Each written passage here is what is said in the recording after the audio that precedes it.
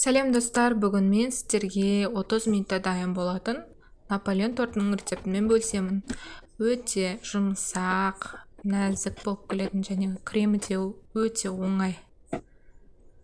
Ол үшін бізге магазиннен рахмет деген слоеное тесто қажет.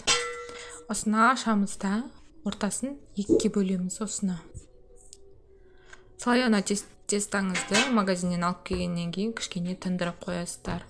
Мұзы кеткеннен кейін осындай болып шығады. Осыны екіге бөліп, қызып тұрған пешке 180-200 градусқа қоясыздар.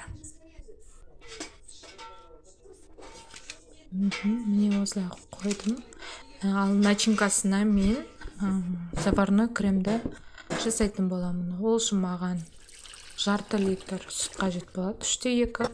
Одан кейін оны газге қойып қыздырамын. Одан кейін бір жұмыртқа және қант, бір кесе қант жақсылап араластырасыздар. Венчик болса венчикпен, вилка болса вилкамен. Міне бізде дайын болды. Пісіп тұр. Қараңыздар, өте ыстық екен. Мұнда крем дайын болып жатыр. Қызғаннан кейін араластырамыз осылай. Қызғаннан кейін жаңағы кремімізді салатын боламыз.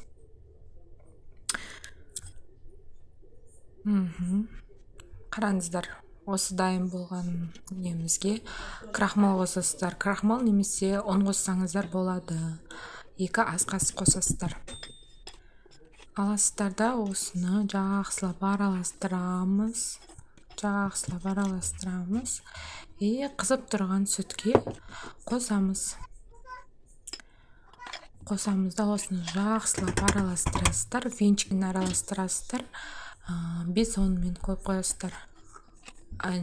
Жай отта қоясыздар, а то асты күйіп жабысып қалады. Жақсылап араластырамыз, сонда қоюланып 5-10 минутта қоюланады.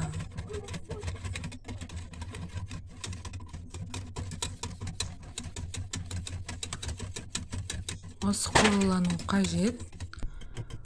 Жақсылап араластырамыз, міне қоюланып келе жатыр. Міндетті түрде үзбей араластыру қажет. Жақсылап араластырамыз, міне. Өстіп араластырғаннан кейін сары май аласыздар. Сары майды осылайша қосып, астын өшіріп, бір араластырып аласыздар.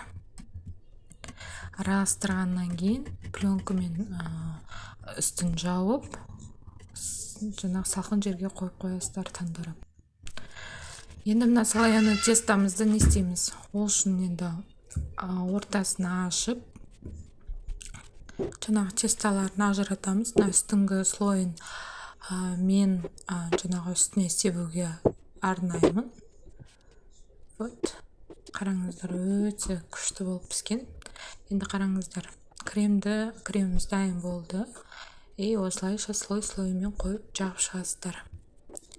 Мен сіздерге бір лайфхак айтайын. Жаңағы крошкаларын қалай жасау керек? Міне кішкене көтересіздер де. Дайын. Рецепт ұнаған болса, маған тіркеліп, лайк басып, комментарий жазып кетіңіздер.